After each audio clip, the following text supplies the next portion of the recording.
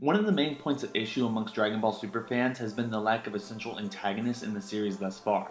Sure, we've gotten Goku and the gang going up against Beerus and Frieza, but neither of them have actually felt like a genuine threat, with Beerus fighting being more like a training session for Super Saiyan God Goku, and Frieza feeling more like a played out, been there, done that type of thing. And now with the Universe 6 tournament looming, many fans have pointed to Hit as the default antagonist to look out for, as everyone else is either said to be good-hearted or generally looks unthreatening. But what if the main villain of Dragon Ball Super has been hiding under our noses this entire time? What if Vados is our main villain of Dragon Ball Super? Now granted, we don't really know a whole lot about her at this point, and she only appears to be the subservient attendant of Champa, much like Whis is to Beerus. But I have a couple really interesting things to point out that I've noticed from the manga and the anime series that I think make a strong case that Vados is actually the main villain of Dragon Ball Super.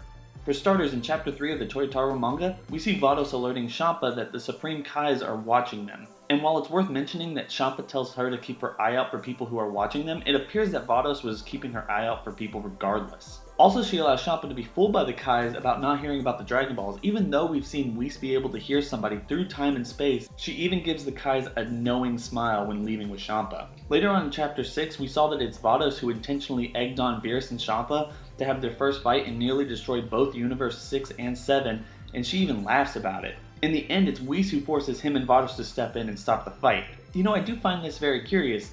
It's as if she's intentionally testing the destructive force brought on by two gods of destruction as they clash against each other.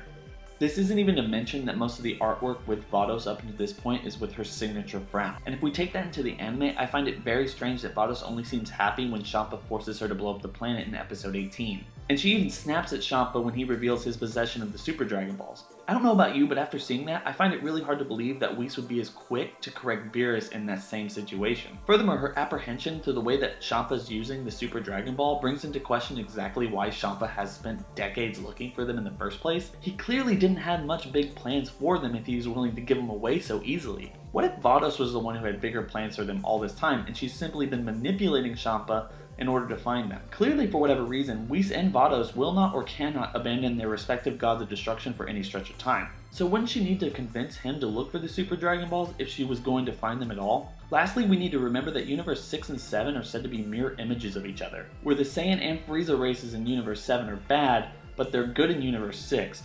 Characters and races seem to be polar opposites in each of these universes, and Whis has always been a happy-go-lucky servant. Isn't it possible that Vados might have an evil side that we haven't actually seen yet? FrostDemonGlacier, FrostDemonGlacier, and I have speculated that if this were true, it would be a very interesting step for Dragon Ball Super to take. What if Champa's team wins the tournament and the 7th Super Dragon Ball is discovered, and before Champa's about to make his wish, Vados comes out of nowhere and incapacitates him? Of course, everyone would be shocked, and then Whis would try to reverse time, but he would be quickly stopped by Vados. This would send Beerus into a flying rage, but it wouldn't faze Vados and she would instantly kill him. Because in my eyes, the only thing that she believes that can destroy her is the combined destructive force between two gods on par with Beerus and Champa. However, she probably is blissfully unaware of the endless limits of the Super Saiyan God. But I just want you to think about this for a second.